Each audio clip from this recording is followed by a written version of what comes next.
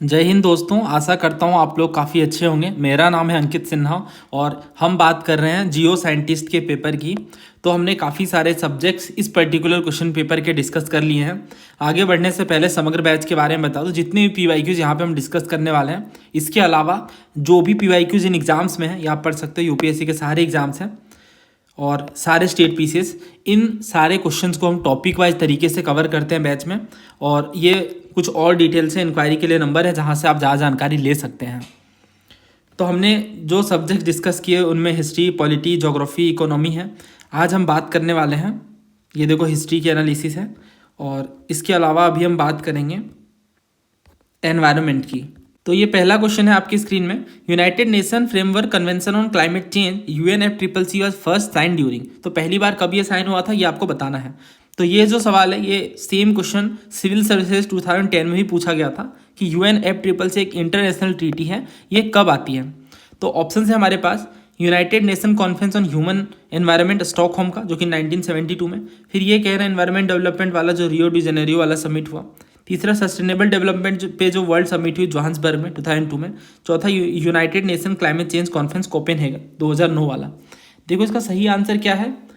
इसका सही answer option B, united nation conference on environment development Rio de Janeiro.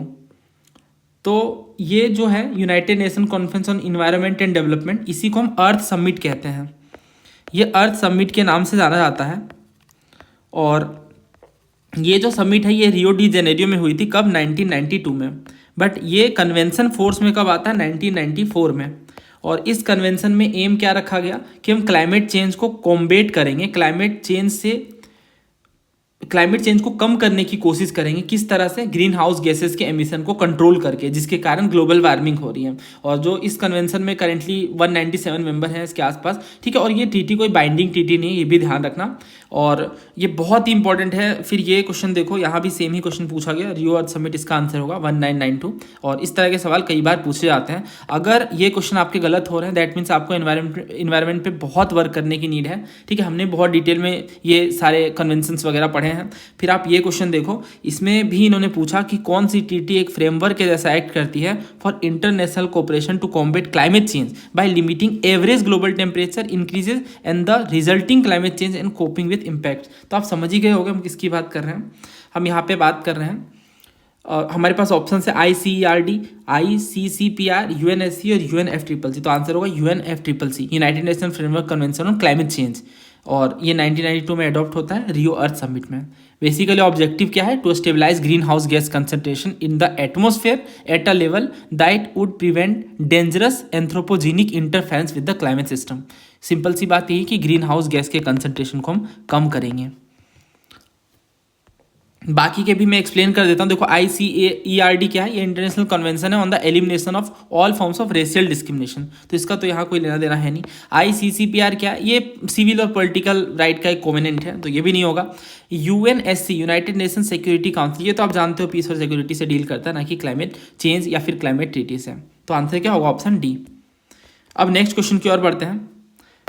इसमें कह रहे हैं low temperature and low precipitation produce which type of biome और forest. तो आपको बताना है कि कम टेम्परेचर में और कम बारिश में किस तरह का बायोम देखने को मिलता है। Tropical forest, thorn scrub, savanna या टुंड्रा। तो देखो, कम तापमान और कम वर्षा में किस तरह के वन बनते हैं? उष्णकटिबंधीय वन। थॉर्न स्क्रब मतलब कांटेदार झाड़ियाँ, या सवाना या फिर टुंड्रा। मैं हिंदी में भी एक्सप्लेन कर देता हूँ टर्म्स को, ताकि अगर कोई हिंदी मीडियम से है तो वो एटलीस्ट टर्म से अच्छे से रिलेट कर ले। देखो यहाँ पे आंसर क्या होगा? बहुत ईजी है ये क्वेश्चन, क्योंकि कम टेम्परेचर भी है और कम बारिश भी है, तो टुंड्रा बनेगा। बाकी देखो, ट्रॉपिकल फॉरेस्ट नाम से ही आप समझ रहे हो, और कई बार हमने डिस्कस करा, ट्रॉपिकल फॉरेस्ट में तो टेम्परेचर हाई होता है, रेनफॉल भी होती है। थॉर्न स्क्रब में हाई टेम्परेचर होता है, भले रेनफॉल कम होती हो बट टेम्परेचर तो हाई होता है। देन सवाना में हाई टेम्परेचर और ठीक ठाक रेनफॉल हो जाती है। तो ये सारे ऑप्शंस गलत हैं, बट जो टुंड्रा है वो बिल्कुल सही, क्योंकि टुंड्रा में बहुत ही कम टेम्परेचर होता है, बारिश भी कम होती है, कोल्ड डेजर्ट लाइक कंडीशन होते हैं, और परवा फ्रोस्ट रीजन भी देखने को मिलते हैं। कोई टॉल ट्रीज नहीं देखने को मिलते, मेनली मोसेस वगैरह, लाइकेन वगैरह देखने को मिलते हैं। और ये भी हमने बहुत डिटेल में कवर करा है टुंड्रा वगैरह के बारे में, बायोम वाले सेक्शन में हमने ये पढ़ा है। हाँ, ये आप देख सकते हो, है ना।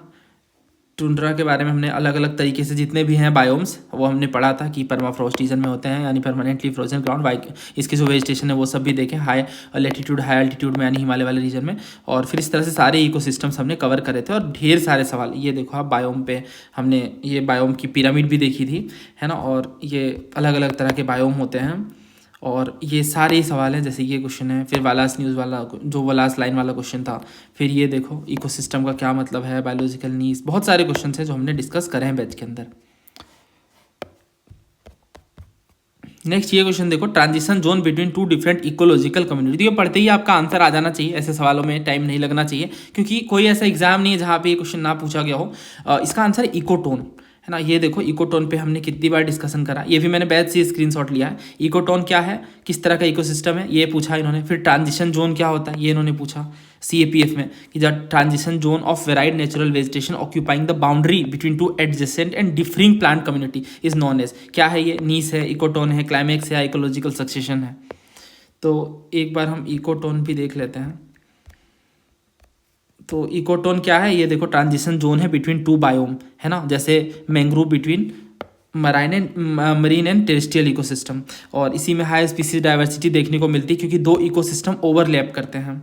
तो ये देखो पूरा मैंने इमेज के साथ समझाया है कि अगर ये कोई मरीन इकोसिस्टम है, यहाँ पे कोई मार्शलैंड है, इन दोनों के बीच का जो रीजन बनता है जैसे मैंग्रोव रीजन, तो इकोटोन कहलाता है। फिर मैंने आपको इकोलाइन टर्म भी एक्सप्लेन करा है। मतलब इस फिगर के बाद तो कंप्लीट क्लैरिटी मिल गई थी। स्टूडेंट मुझे मैसेज करके बता रहे थे कि सर इस तरह से हमने नहीं पढ़ा था एनवायरनमेंट को लिंक करके। ठीक है, तो ये सारी बातें बायोम एंड देन फिर उसके किस तरह से क्या एडेप्टेशन होता है और नीस और हैबिटेट में क्या डिफरेंस है। अक्सर ये सवाल पूछते हैं नीस क्या है, आई गेस इस पेपर में ही पूछा गया है, अभी हम डिस्कस करेंगे। फिर इकोक्लाइन क्या है, एज इफेक्ट क्या होते हैं ये भी पूछा जाता है, बायोस्फीयर क्या है, और इसके बाद फिर ये नीस और हैबिटेट में डिफरेंस क्या है ना। नीस के बारे में देखो हमने कितनी बार डिस्कशन करा है। तो ये सारी चीज़ें बहुत ज़्यादा इंपॉर्टेंट है। जैसे इसका आंसर क्या होगा तो आप तो समझ ही गए होगे, हम बात करें किसकी, इकोटोन की बात करें। ट्रांजिशन जोन का मतलब इकोटोन है। ये सेम सवाल CAPF में पूछा गया, ज़्यादातर सवाल रिपीटेड है ना, तो आंसर यहाँ पे क्या होगा सी। नेक्स्ट क्वेश्चन देखिए, two species that possess the same ecological needs that can not coexist indefinitely. तो ये पूछ रहे हैं आपसे कि ये किस तरह का प्रिंसिपल है। इवन तो आपने नहीं पढ़ा है पर लॉजिक हमारा पहला हथियार है और आपको ये लॉजिक से सॉल्व करना है। देखो पहला कह रहे हैं competitive exclusion principle, Gauss principle of competitive exclusion. तीसरा कह रहे हैं प्रिंसिपल ऑफ कैरेक्टर डिस्प्लेसमेंट। चौथा कह रहा है सेल्फ असेंबली की प्रिंसिपल। अगर आप ध्यान से पढ़ो टर्म को और अगर आपको नीस का मतलब पता है कि इकोलॉजिकल नीस क्या होती है, जो हमने अभी बात करा इकोसिस्टम की और जो इकोटोन की, इसके बाद नीस का कॉन्सेप्ट आता है। तो थोड़ा पहले ब्रीफली समझ लेते हैं। देखो नीस क्या है,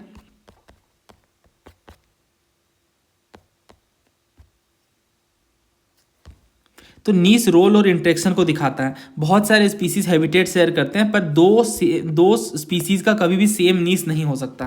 फिर ये नीस के बारे में हमने देखा कि हर एक पर्टिकुलर ऑर्गेनिज्म का जो नीस है वो यूनिक होता है।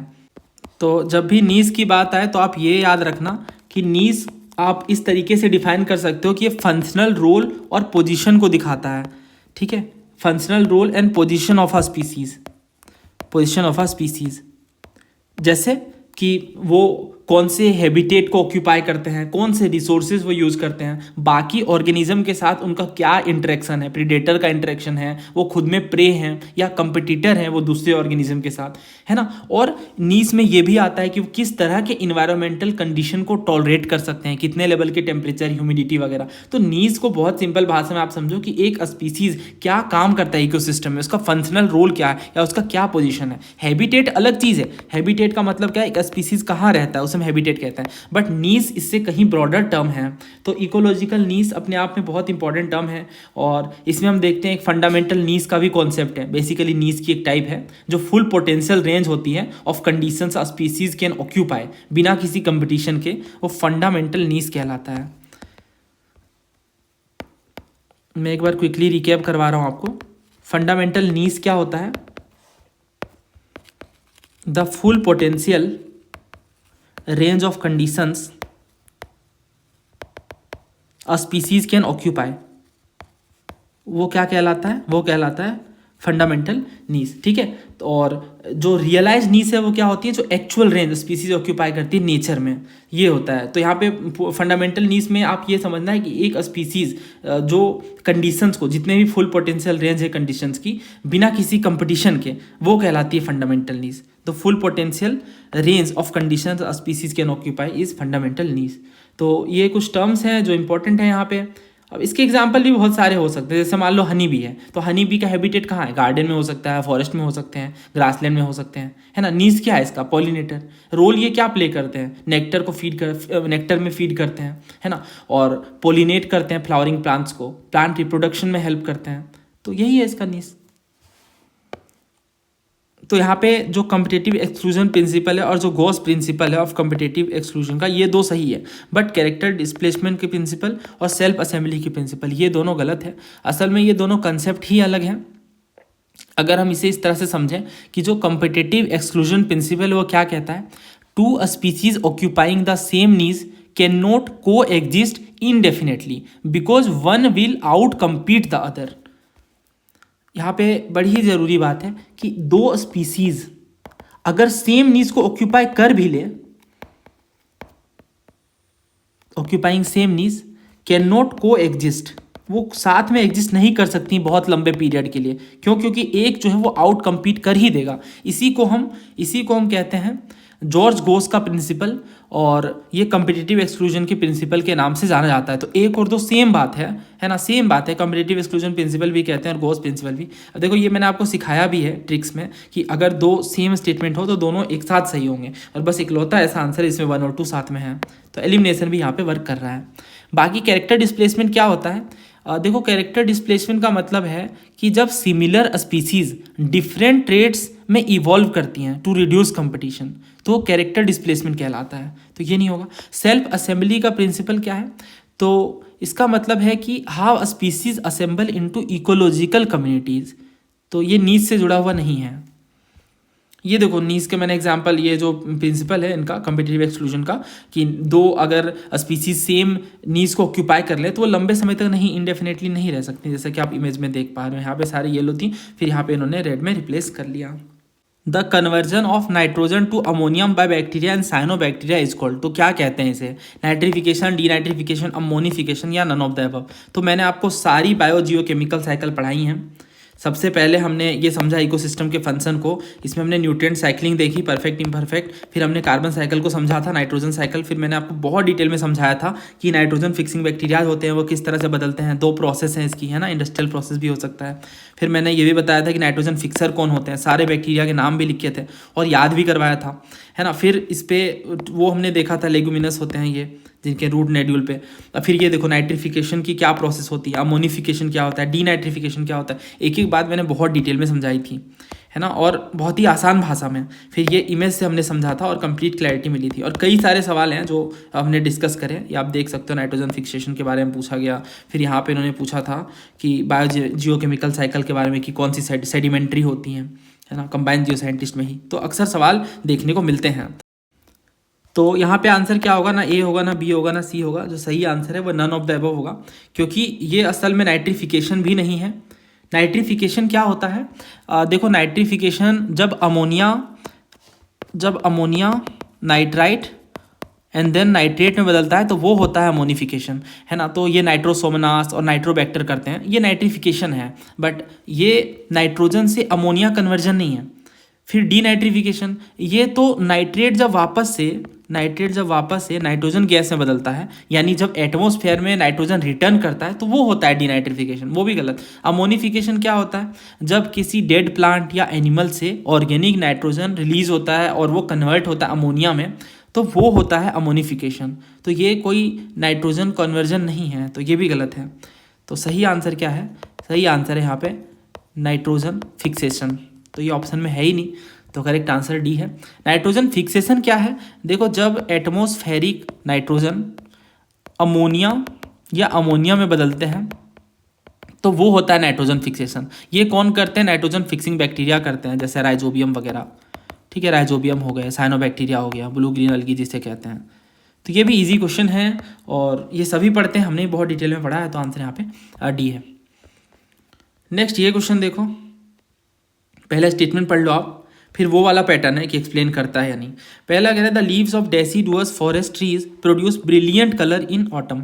दूसरा कह रहे हैं ऑटम सीजन में क्या होता है, जो डेसिडुअस फॉरेस्ट ट्रीज हैं वो ग्रीन क्लोरोफिल पिगमेंट को बनाना बंद कर देते हैं, इस वजह से ये ब्रिलियंट कलर्स को प्रोड्यूस करते हैं। तो ये बात आप जानते ही हो कि क्लोरोफिल के कारण ही क्या हमें देखने को मिलता है, ग्रीन पिगमेंट। तो ट्राई करिए पहले आप इसे, देखो इस तरह से ये इमेज हो जाती है, मतलब इस तरह से ये देखने लगती है ऑटमन में। और पहला जो स्टेटमेंट है वो करेक्ट है। टेम्परेट डेसिडुअस फॉरेस्ट में जो लीव्स हैं वो ब्राइट रेड, येलो, ऑरेंज, इस तरह से पर्पल कलर, इन अलग अलग कलर में हो जाती हैं। और जो स्टेटमेंट 2 है ये भी सही है। जो ऑटम सीज़न है यहाँ पे जो डेसिडुअस फॉरेस्ट ट्रीज के पत्ते हैं वो ग्रीन क्लोरोफिल पिगमेंट्स को बनाना बंद कर देते हैं, जो कि एक ग्रीन पिगमेंट है। तो जो एग्जिस्टिंग क्लोरोफिल है ये ब्रेक डाउन हो जाता है और जो अदर पिगमेंट्स ऑलरेडी प्रेजेंट हैं इस पत्ते में वो दिखने लग जाते हैं। फॉर एग्जांपल ये कैरोटीनॉइड्स जो पिगमेंट है ये येलो और ऑरेंज कलर देता है। इसी तरह से एंथोसाइनिन है, ये रेड और पर्पल कलर देते हैं। तो अलग अलग कलर यहाँ पे इन दूसरे पिगमेंट्स के कारण जो एक्टिव हो जाते हैं, क्योंकि जो ग्रीन पिगमेंट है वो बनना बंद हो जाते हैं, इस वजह से एक्टिव हो जाते हैं दूसरे, और इस कारण हमें ब्राइट कलर्स देखने को मिलते हैं। तो समझ गए इसका सही आंसर क्या है। दोनों स्टेटमेंट करेक्ट हैं और ये सही एक्सप्लेन भी कर रहा है। तो हम जाएंगे ऑप्शन ए के साथ। Option A is a better choice. बाकी आप देख सकते हो autumn leaves and the compounds that causes their colour, जैसे क्लोरोफिल है तो ये आप देखते हो स्प्रिंग और समर ग्रीन है ना। देन जेंथोफाइल है, जेंथोफाइल क्या है, एक तरह का कैरोटीनॉइड है, ये ब्यूटीफुल येलो कलर देता है क्लोरोफिल क्योंकि फेड कर जाता है। फिर आप ये देख सकते हो कैरोटीनॉइड्स ये एब्जॉर्ब कर लेता है ग्रीन और ब्लू कलर को और ये रेड और येलो को दिखाता है, यानी गोल्डन ऑरेंज बन जाता है ये। और एंथोसाइनिन क्या करता है, जब ऑटम स्टार्ट होता है तो ये रेंज होता है from red to blue based on acidity. तो पत्ते की कितनी एसिडिटी है उस बेस पे यहाँ पे कलर शो करता है। The measure of area of biologically productive land और sea required to produce food material and energy for human population, यानी मानव जनसंख्या के लिए, ह्यूमन पॉपुलेशन के लिए जब हम बायोलॉजिकली प्रोडक्टिव लैंड या सी जो ज़रूरी है फूड मटेरियल और एनर्जी वगैरह के लिए, इन चीज़ों के प्रोडक्शन के लिए, तो उस मेजरमेंट को क्या कहते हैं। तो यहाँ पे हम क्या मेजर कर रहे हैं, बायोलॉजिकली प्रोडक्टिव लैंड या सी को मेजर कर रहे हैं जो ज़रूरी है ह्यूमन पॉपुलेशन के लिए। Living plant index, ecological footprint, carbon footprint या कैरिंग कैपेसिटी, ये भी एलिमिनेशन से हो जाएगा अगर आप वर्ड एसोसिएशन लगाते हो। देखो लिविंग प्लैनेट इंडेक्स ये क्या है, तो इस नाम से समझ आ रहा है कि ये थोड़ा स्पीसीज़ वगैरह, क्योंकि लिविंग प्लेनेट है खासतौर से, एक तरह का इंडेक्स है, मेजरमेंट है ना। तो ये एक्चुअल में world wide fund for nature, WWF, world wide fund for nature, इसने डेवलप करा है लिविंग प्लेनेट इंडेक्स को, और ये मेज़र करता है ग्लोबल बायोडाइवर्सिटी की स्टेट को। ग्लोबल बायोडाइवर्सिटी की क्या स्थिति है पॉपुलेशन ट्रेंड के बेस पे। तो ये कोई लैंड सी को नहीं मेजर करता जो ह्यूमन के लिए ज़रूरी है। दूसरा कह रहे हैं इकोलॉजिकल फुटप्रिंट, ये सही है। इकोलॉजी आपने पढ़ी है तो वर्ड एसोसिएट करके आप इसे निकाल सकते हो। देखो इकोलॉजिकल फुटप्रिंट क्या है, the amount of biologically productive land and water जो जरूरी है to produce the resources a population consume, इसके अलावा absorb the water it generates. तो ये बिल्कुल परफेक्ट डेफिनेशन है। कार्बन फुटप्रिंट क्या है, ये total green house gas emissions के मेज़र यूजुअली एक्सप्रेस किए जाते हैं जब CO2 इक्विवेलेंट में, तो उसे हम कार्बन फुटप्रिंट कहते हैं। क्लाइमेट चेंज से जुड़ा हुआ है, कोई लैंड सी की प्रोडक्टिविटी से नहीं, तो ये भी गलत है। कैरिंग कैपेसिटी क्या है, maximum population and environment can sustain without degradation, यानी मैक्सिमम पॉपुलेशन जो एक एनवायरनमेंट सस्टेन कर लेगा बिना डिग्रेड हुए, उसे हम कैरिंग कैपेसिटी कहते हैं। ये सेम सवाल EPFO में पूछा, सेम सवाल नहीं है, इसके ऑप्शन में से जो कार्बन फुटप्रिंट है वो वाला सवाल EPFO में पूछा गया था कि कार्बन फुटप्रिंट का क्या मतलब है। तो ये तो आसान है, आप देख सकते हो यहाँ पे। अच्छा बी नहीं होगा, एक सेकेंड, यहाँ पे सही आंसर क्या होगा, ऑप्शन डी होगा। The amount of green house gases produced by our day to day activities. तो जब हम ग्रीन हाउस गैसेज के एमिशन को मेजर करते हैं तो वो कार्बन फुटप्रिंट के नाम से जाना जाता है। तो total amount of green house gases emitted directly और indirectly by us is called carbon footprint. इसे हम CO2 के इक्विवेलेंट में यूजुअली एक्सप्रेस करते हैं। ऐसे क्वेश्चन दोबारा भी रिपीट हो सकते हैं। फिर आप ये देखो, ओजोन लेयर के प्रोटेक्शन से जुड़ा हुआ सवाल है, ये भी इजी क्वेश्चन है। तो कुछ क्वेश्चन टफ कैटेगरी के हैं, कुछ क्वेश्चन इजी टू मॉडरेट हैं। जैसे ये क्वेश्चन इजी है, इसमें देखो आपसे ये पूछ रहे हैं कि ओजोन लेयर के प्रोटेक्शन से रिलेटेड, पहला वियना कन्वेंशन ओजोन लेयर को प्रोटेक्ट करने का एम रखता है। दूसरा ये कि जो मॉन्ट्रियल प्रोटोकॉल है ये सबसे सक्सेसफुल इंटरनेशनल इन्वायरमेंटल ट्रीटी के रूप में रिकॉग्नाइज किया गया है। देखो जो वियना कन्वेंशन है ये 1985 में आता है, ईयर याद कर लेना इंपॉर्टेंट है। और ये फर्स्ट इंटरनेशनल एग्रीमेंट है, स्पेसिफिकली डिज़ाइन किया गया ओजोन लेयर को प्रोटेक्ट करने के लिए। तो ये इंटरनेशनल कोऑपरेशन के लिए एक फ्रेमवर्क प्रोवाइड करता है और ये सही होता है इस वजह से, क्योंकि ओजोन लेयर के लिए है। दूसरा कह रहे हैं मॉन्ट्रियल प्रोटोकॉल, तो ये 1987 में आता है और ये वियना कन्वेंशन फ्रेमवर्क के अंदर आता है। इसमें कुछ लीगली बाइंडिंग टारगेट भी दिए गए ताकि ओजोन डिप्लीटिंग सब्सटेंसेस को फेज आउट किया जा सके, धीरे धीरे हटाया जा सके। और इसमें यूनिवर्सल रेटिफिकेशन भी एक तरीके से मिली और इसने डेफिनेटली हेल्प करा ओजोन लेयर की रिकवरी में। तो इस वजह से हम सबसे सक्सेसफुल इन्वायरमेंटल ट्रीटी के रूप में इसे देखते हैं।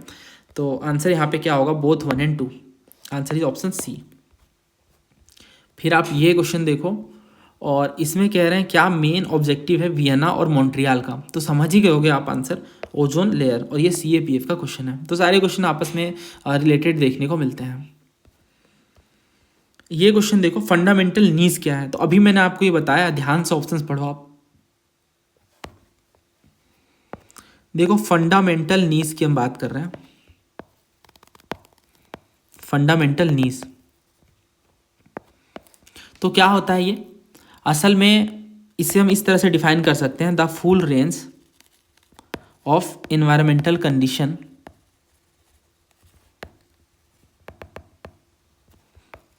Under which a species can survive and reproduce in the absence of competitors. ठीक है, तो बेसिकली क्या है कि जो इन्वायरमेंटल कंडीशन की फुल रेंज है जिसमें एक स्पीसीज सर्वाइव कर सकती हैं, रिप्रोड्यूस कर सकती हैं बिना कंपिटिटर्स के हुए, वो उसकी फंडामेंटल नीड्स होती है। इसी के उलट एक रियलाइज नीड्स भी है। बेसिकली ये रियलाइज नीड्स क्या होती है, रियलाइज नीड्स के बारे में बता देता हूँ ब्रीफली। ये एक्चुअल रेंज है जो स्पीसीज ऑक्यूपाई करता है इन नेचर, कंपटीशन के बाद जो एक्चुअल रेंज स्पीसीज की होती है ना, जो वो ऑक्यूपाई करता है नेचर में, वो रियलाइज नीड्स होती है। फंडामेंटल नीड्स क्या है, full range of environmental condition जिसमें एक स्पीसीज सर्वाइव कर सकता है, वो फंडामेंटल नीड्स कहलाती है। तो यहाँ पे देखो एक्चुअल रेंज ऑफ कंडीशन कह रहे हैं, तो ये तो रियलाइज नीड्स है अभी, जैसे मैंने आपको बताया, क्योंकि यहाँ पे क्या कह रहे हैं, in the presence of computer, but अभी मैंने आपको क्या बताया, एब्सेंस होनी चाहिए कंप्यूटर की, तो इस वजह से ये गलत है। उसके बाद physical location within an ecosystem where the species live, ये तो हैबिटेट है यानी आवास, तो ये भी गलत है। तीसरा कह रहे हैं the unique role and position of the species in its ecosystem including all the biotic interaction, देखो ये भी गलत है। ये इकोलॉजिकल नीड्स की डेफिनेशन, ये ब्रॉड सेंस में है, ये फंडामेंटल नीड्स नहीं है, तो ये भी गलत है। चौथा सही है, the full potential range of physical and biological condition resource the species could theoretically occupy. ठीक है, तो यहाँ पे ये सही बनता है और बाकी एलिमिनेशन से आप इस तरह के क्वेश्चन सॉल्व कर सकते हैं। नेक्स्ट देखिए, बायोडाइवर्सिटी एलिमेंट्स विद एक्चुअल और potential use should not be lost simply because we presently do not know their value. तो ये भी थ्योरी बेस्ड क्वेश्चन है, मैं जूम आउट कर रहा हूँ, आप ऑप्शंस पढ़ लीजिए। और ये क्वेश्चन 100% आपका ठीक होना चाहिए, क्योंकि ऐसे क्वेश्चन सिविल सर्विस में भी आते हैं। देखो इसमें क्या कह रहे हैं ना, कि जो बायोडाइवर्सिटी के एलिमेंट्स हैं जिनका एक्चुअल या पोटेंशियल यूज़ इस वजह से हम नहीं खो सकते क्योंकि हम उनकी वैल्यू अभी नहीं जानते हैं। तो क्या रीज़न इसका हो सकता है, they may have values unused at present but once discovered could enhance the wellbeing of mankind. बताओ इसमें क्या ही गलत है, बड़ा ही सिंपल सा स्टेटमेंट है। इसमें कह रहे हैं कि कुछ जो इनकी वैल्यूज़ है हो सकता है प्रेजेंट में हमें ना पता हो, अभी हमने ना डिस्कवर करा। मान लो कोई प्लांट है, आप सोच रहे हो ये तो बेकार सा प्लांट है, इसका क्या ही यूज़ होगा एनवायरनमेंट में, बट इन फ्यूचर मेडिसिन या उससे रिलेटेड टेक्नोलॉजी डेवलप करे और पता चले इस प्लांट से काफ़ी खतरनाक डिजीज़ का उपचार हो सकता है, रेमेडी हो सकती हैं, तो काफ़ी ज़्यादा वो वैल्यूएबल हो गया मैनकाइंड के लिए। तो पहला क्या है, सही है। तो बहुत सारी स्पीसीज़ को हम करेंटली यूज़ नहीं कर रहे हैं, बट उनसे बहुत सारी चीज़ें हो सकता है बायोटेक में हमें हेल्प कर दे, हो सकता है क्रॉप इंप्रूवमेंट में वो जेनेटिक मटेरियल प्रोवाइड करें, कुछ भी चीज़ें हो सकती हैं, तो इस वजह से। दूसरा कह रहे हैं they may become useful in future due to changing circumstances, तो ये भी सही है। फ्यूचर कंडीशन चेंज हो सकता है due to climate change, due to new diseases, due to agricultural needs, कुछ भी हो सकता है ना फ्यूचर में, तो इस हिसाब से हो सकता है वो अभी स्पीसीज़ हमें यूजलेस लग रही हो बट वो काफ़ी क्रूशियल हो सकती हैं कल को। तो ये भी सही है और इसका आंसर क्या है, C both 1 and 2। Biodiversity hotspot के बारे में ये स्टेटमेंट्स हैं। पहला कह रहे हैं ये एक एरिया है जो अनयूजुअली रिच है बायोडाइवर्सिटी में। दूसरा कह रहे हैं कि जो फ्लोरा और फोना है are under a constant threat of over exploitation, मतलब बहुत ज़्यादा एक्सप्लोइटेशन हो जाता है, इनका शोषण होता है, तो इस वजह से ये कांस्टेंट थ्रेट में होती हैं। तो ये हमारे ऑप्शंस हैं। तो ये CAPF में ही पूछा गया था, आप पढ़ सकते हो।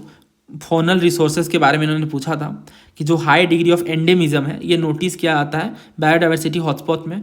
दूसरा, जितने भी टोटल बायोस्फीयर रिजर्व हैं जो सुंदरबन है उनमें लार्जेस्ट नंबर ऑफ स्पीसीज़ है और जो नोकरेक है उनमें स्मॉलेस्ट नंबर ऑफ स्पीसीज़ है।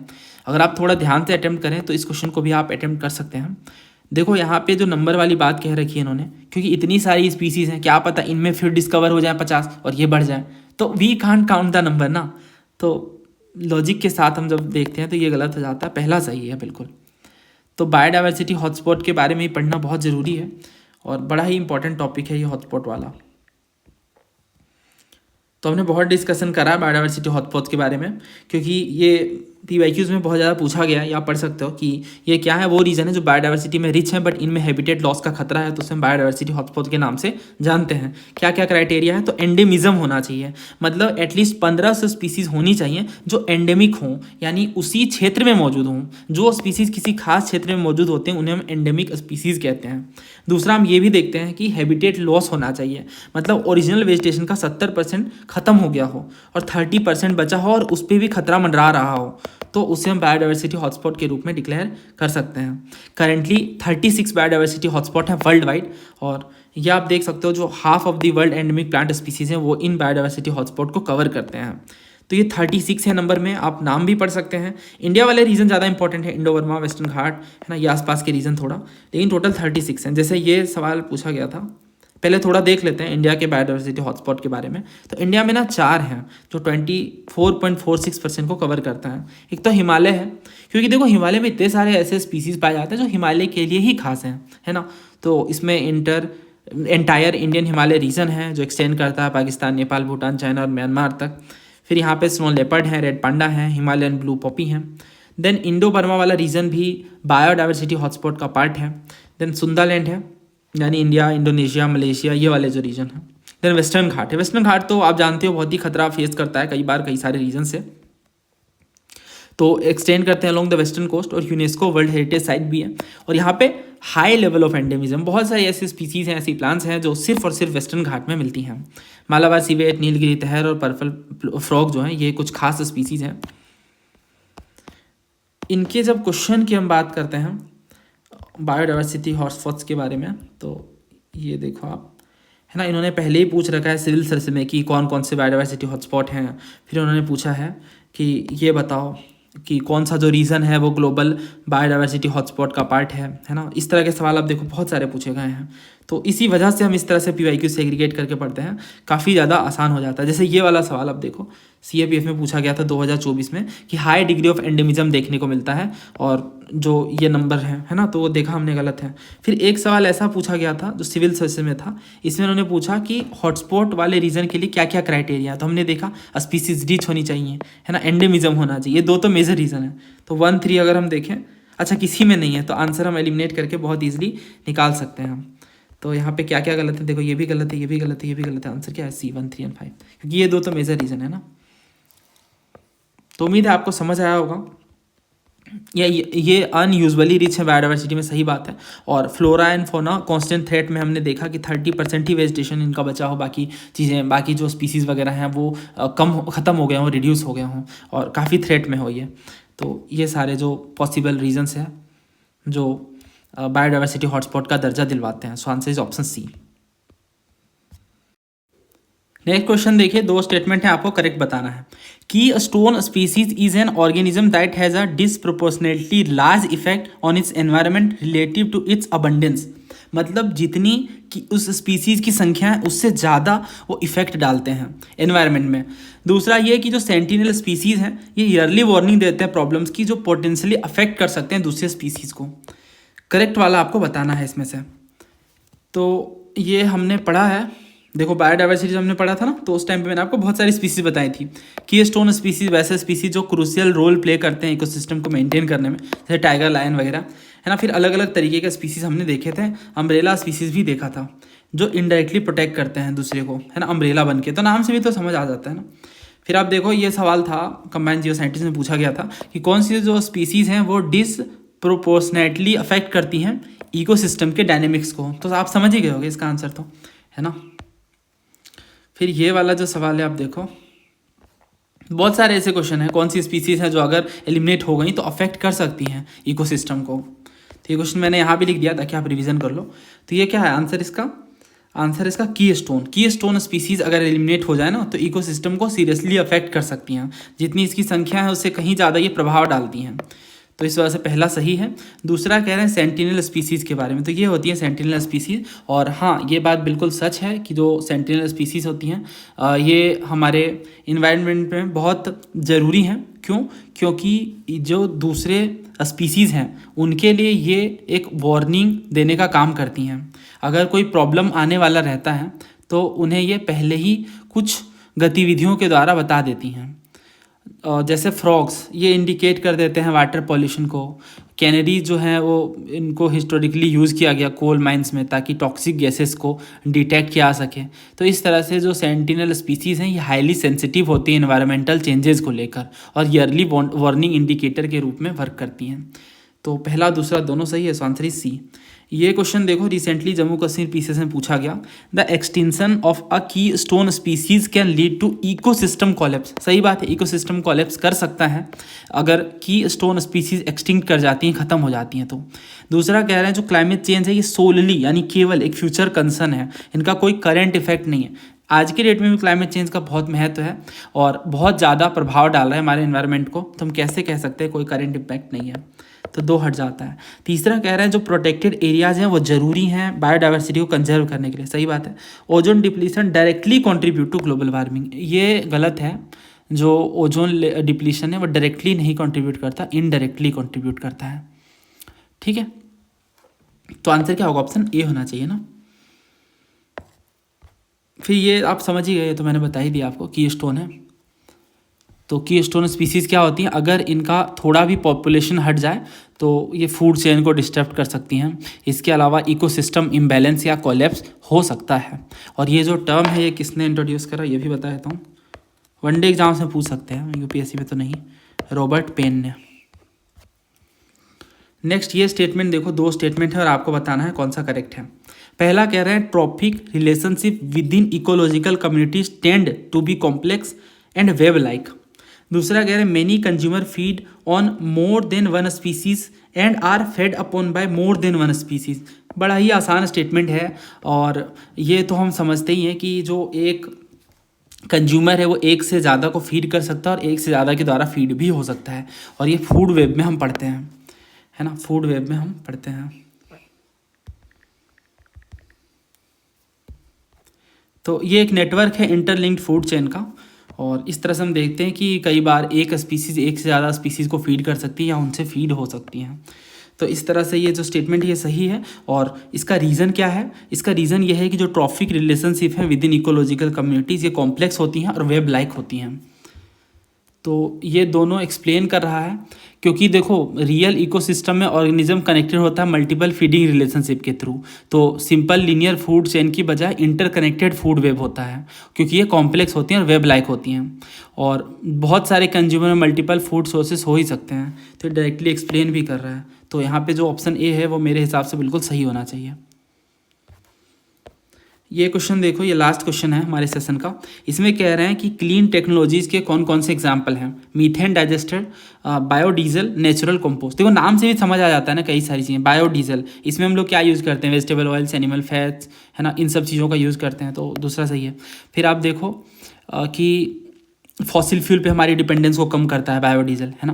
फिर ये नेचुरल कंपोस्ट जो है, नाम में ही नेचुरल है और कंपोस्ट है ये एक तरह का, तो ऑर्गेनिक वेस्ट की रिसाइकलिंग, है ना, ऑर्गेनिक मैन्योर प्रोड्यूस करना, केमिकल फर्टिलाइजर की यूज़ को कम करना, ये सब जो है नेचुरल कंपोस्ट का पार्ट है। देन मीथेन डाइजेस्टर क्या है? ये ना एक तरह का बायोगैस प्लांट को मीथेन डाइजेस्टर कहते हैं। और मीथेन आ गया तो वहीं से आप समझ सकते हो ये कन्वर्ट करता है ऑर्गेनिक वेस्ट को बायोगैस में, फ्यूल के लिए, है ना। तो पहला भी सही है और जो आंसर है वो ऑप्शन सी बनता है, ऑल 3। जो तीनों ही हैं वो इन्वायरमेंटली सस्टेनेबल प्रैक्टिसेस हैं, हमारे इन्वायरमेंट को ये हेल्प कर रही हैं क्लीन टेक्नोलॉजीज़ के रूप में और हमारी फॉसिल फ्यूल्स पे डिपेंडेंस को कम कर रही हैं। उम्मीद है आपको ये इंटरलिंकेज पसंद आई होगी और इसके पीछे जो हमारे एफर्ट्स होते हैं क्वेश्चन को एक जगह पे कलेक्ट करना, देन उससे सिंपलेस्ट फॉर्म ऑफ एक्सप्लेनेशन के साथ लाना, इसमें काफ़ी एफर्ट्स लगता है। तो कमेंट बॉक्स में आप अपने विचार अथवा राय प्रकट कर सकते हैं। जल्दी मिलते हैं नए वीडियो में। ये बैच डिटेल्स हैं, एक बार फिर से बता दूं, ये नंबर है जहाँ से आप ज़्यादा जानकारी ले सकते हैं। धन्यवाद, जय हिंद।